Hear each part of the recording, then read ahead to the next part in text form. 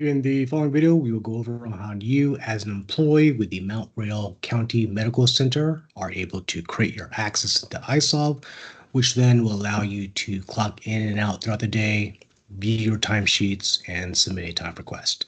So upon receiving the employee self-service activation email, again, it'll be from this email here as an example. And once you open that email, it will contain a link.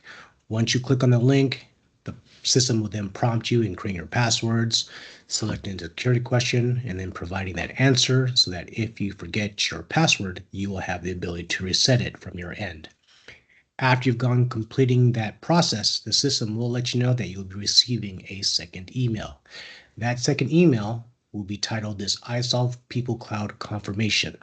You want to make sure that you look out for this email because it will contain a link, and that link is only valid for 24 hours. So after receiving that first email, you've gone through the prompts and creating your passwords, security question, and its answer. Again, it's going to state that you'll be receiving this email. Make sure to look out for the second email and just check your spam folder as well, just in case. Because again, you'll have to click on this link in order to complete the registration process.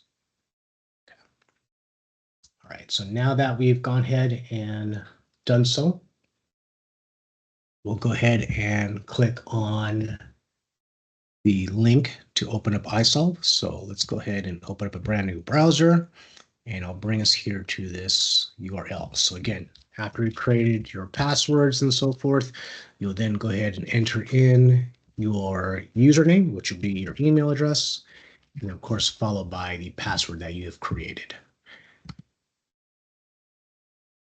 This is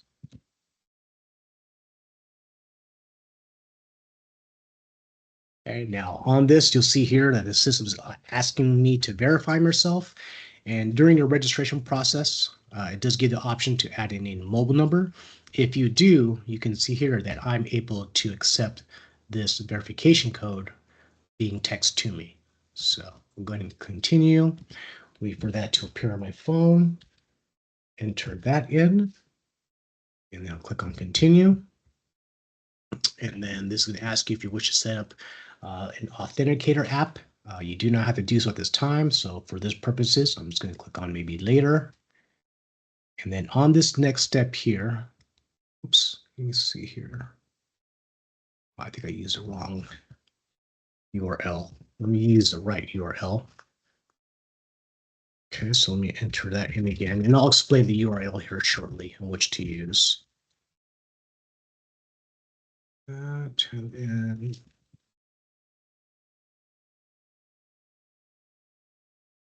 okay, so this next step here, you will not have to select.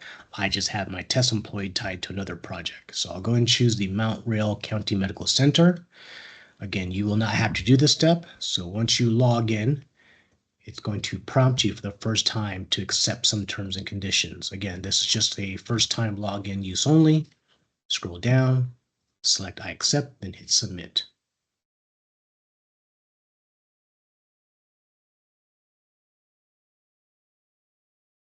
Okay, so here in iSolve, we have two versions on a desktop. We have this classic view, which I'm displaying here, and then we have a mobile app version as well. So from this classic view, if you notice, if you look at the URL, this is the URL if you wish to use this classic version that you want to save. That URL is us16.myisolve.com. This will always bring you to the classic version. When you log in under classic version, it brings you onto what's called the employee welcome page. This just gives you a brief description about yourself, such as how long you've been with the company, what's your anniversary date. If you have a job title, you'll be displayed here as well. If we look up here on the hourly rate, this section is kept masked. So that way, if you're logged into the workplace, your fellow colleagues are not going to see that information.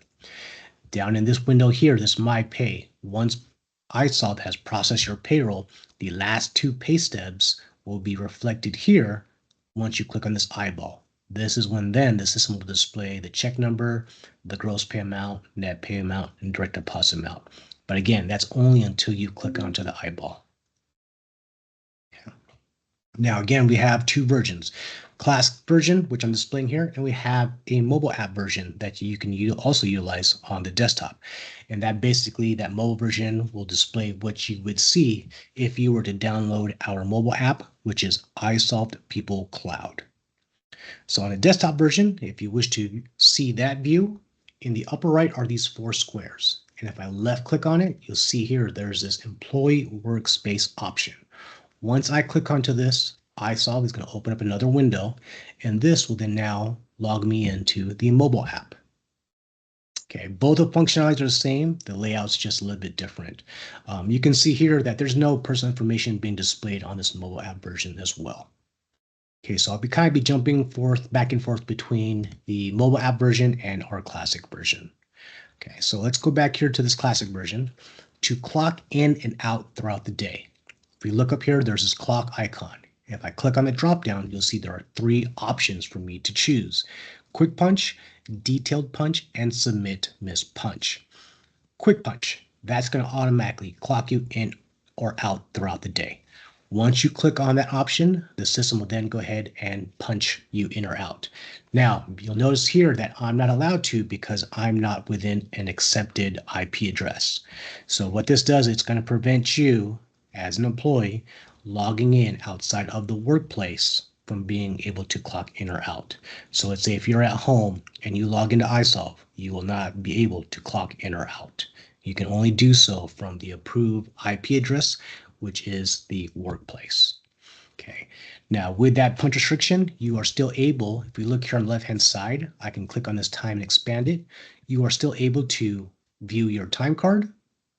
You can view your balances in regards to, let's say, the extended illness accrual plan or the PTO plan. So you'll be able to see your balances here.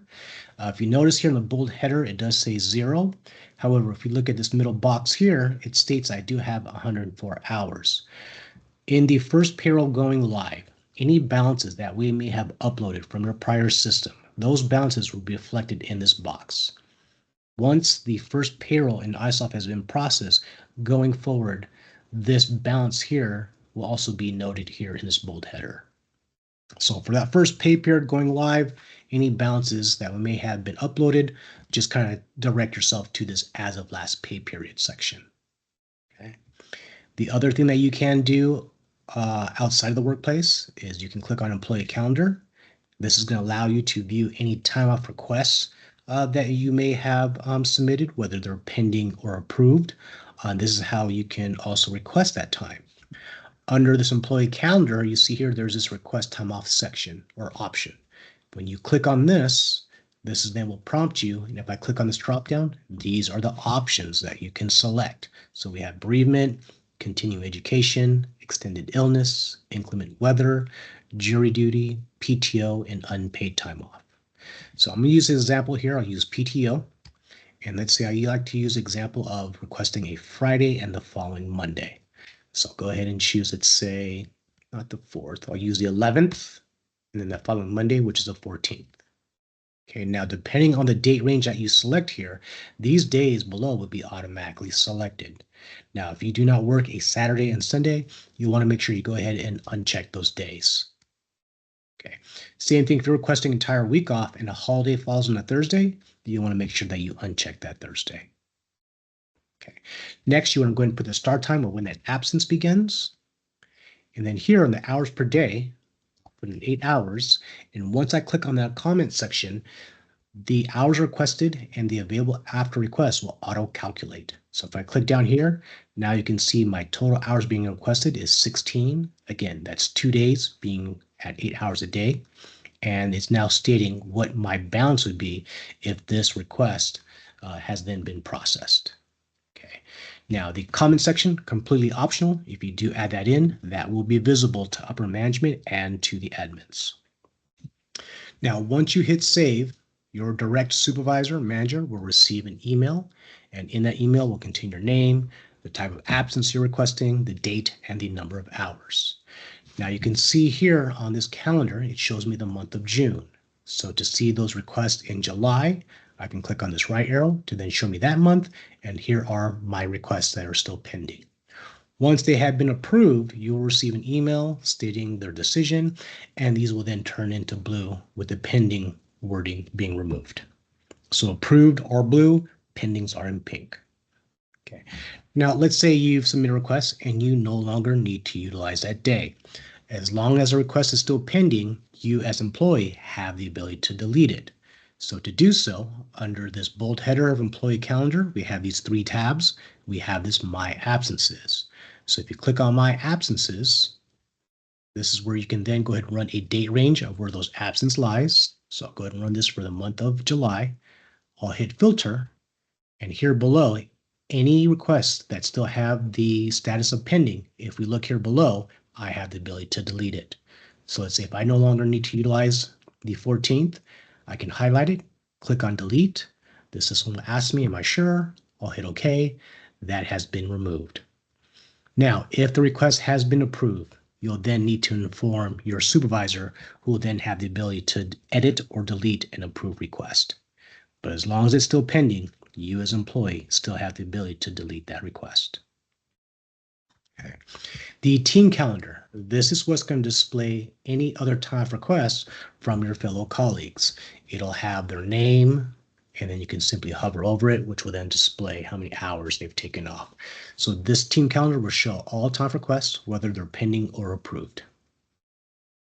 Okay, so let me see. At this time, I'm going to remove that IP restriction so I can kind of show how the clock-in process works. So let me just go in the back end, remove that option, and let me go and click on time card. And let's see if it's going to allow me to. I might have to log out and log back in, but let's go ahead and confirm. So here, again, to clock in or out, I've got this clock icon. I'll click on the arrow drop down. And again, we have, I don't know what's showing like that on my screen, but we have quick punch, detail punch, and submit miss punch. So again, quick punch. If I click on this, so it does look like I'll have to log out. So let me log out and then log back in, and I should be able to punch in now. So let me go ahead and enter that in.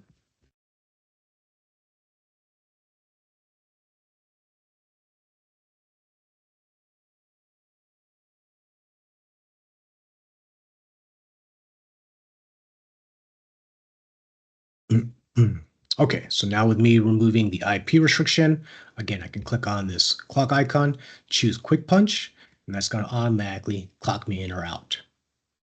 Okay, so you can use that quick punch throughout the day, clocking in from work, out to lunch, back to lunch, and then out for the day.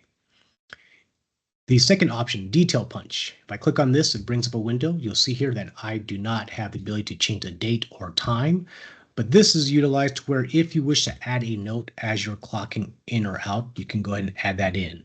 If you do add a note, again, that's visible to upper management and to the admins. There's nothing else here you'll need to change on this type. If I click on the drop down, it does give us normal, meal, or break. You can always leave this as normal. Okay. On the mode, it defaults to auto. You can leave this as auto. By doing so, the system will then determine on how the sequence of punches or how the punches connect in sequential order. You can state, this punch is your in punch or it's your out punch. So you can use those options as well.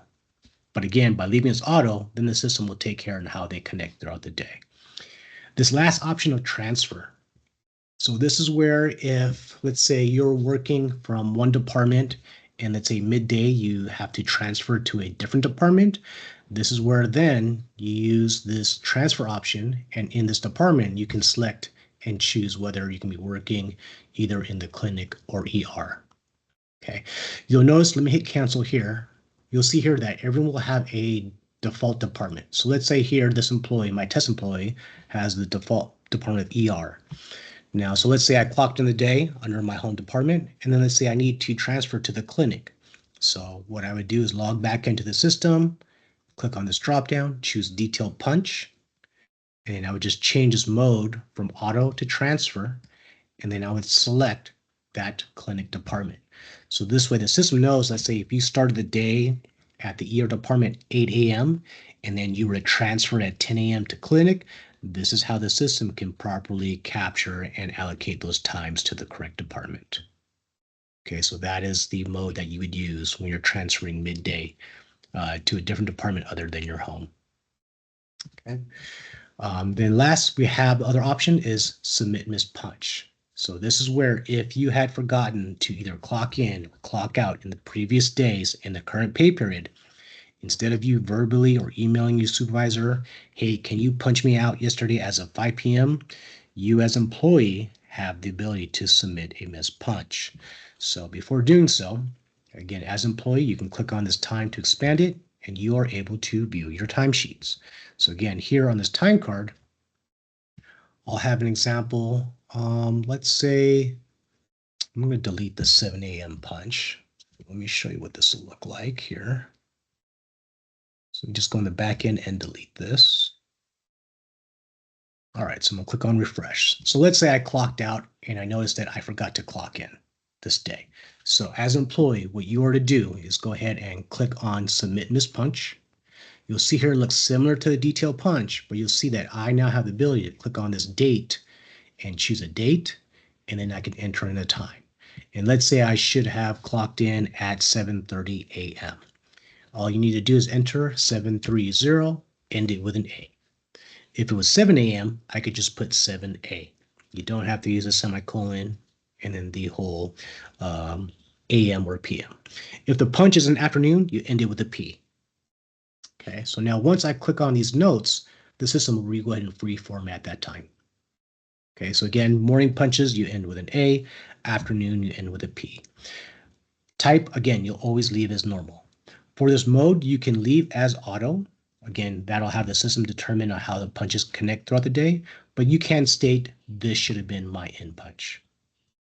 Okay, from there, you can go ahead and add a note, and I'll just say, forgot to clock in, and then I'll hit save. Now, what's going to happen is that punch will land on my timesheet.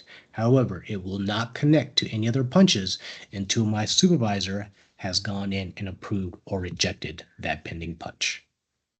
Okay. With the IP restriction, you do have the ability to submit a missed punch when you get home. So you won't be able to utilize the quick punch or the detail punch, but that submit missed punch, you are able to do so from home. Okay.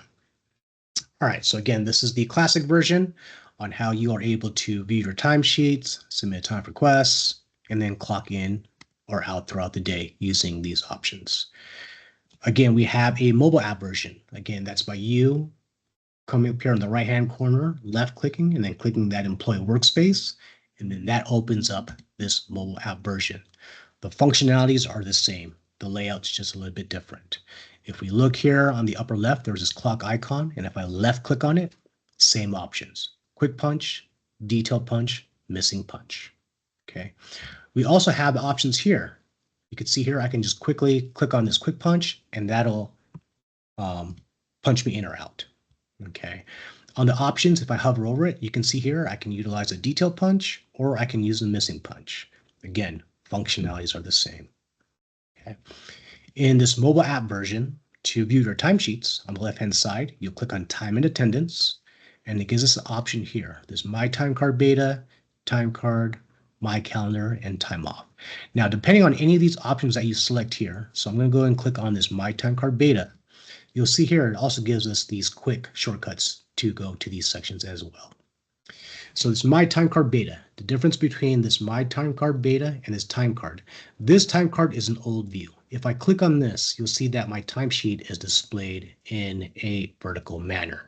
And in order for me to view my punches, I would have to click on this arrow to expand to see those actual punches.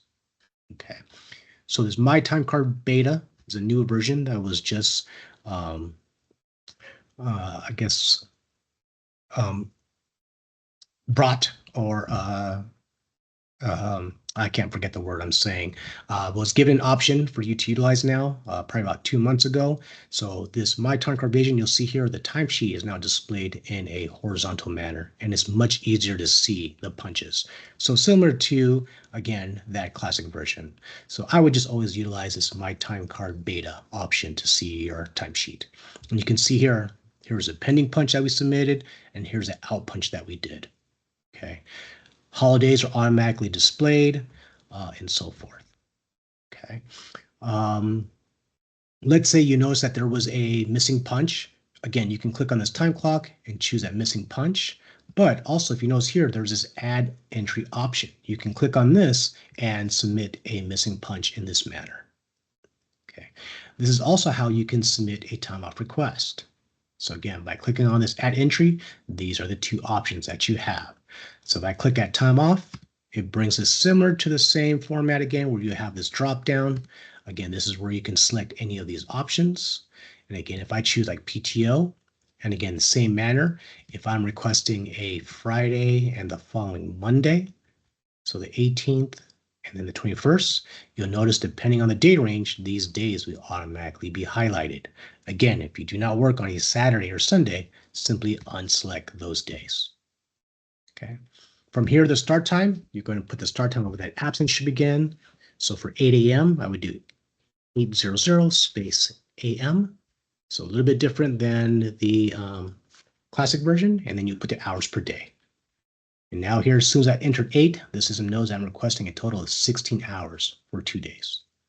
Again, you can add in your note, which will be visible to upper management. Once you hit submit, again, your supervisor is going to receive that email that will contain your name, type of request, date, hours, and so forth. Okay. If I go ahead and go forward a pay period by clicking this right arrow, you'll see those requests land on your timesheet, again, as being pending. Okay. Now, let's say these requests you no longer utilize. From the mobile app, you have the ability to go ahead and delete those. To do so, you want to click here on time off. This is also where you can request time off. You'll see there's an option here as well. Okay, so those that are pending, to delete those, here on this pending requests, you'll see that there's 3 dots. So let's go ahead and expand this to see the other. So if I no longer need to utilize the 21st, again, as long as it's still pending, I have the ability to delete it. I'll simply click on these 3 dots, and this is where the option gives me the ability to delete it. So I can click on delete. It'll ask, do I wish to confirm? I'll hit delete.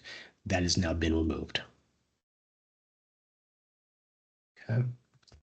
Up on here, when you click on time off, this is what it'll display the balances. Again, generally the balances are displayed here, but that is, again, it will not until that first payroll has been processed in iSolve.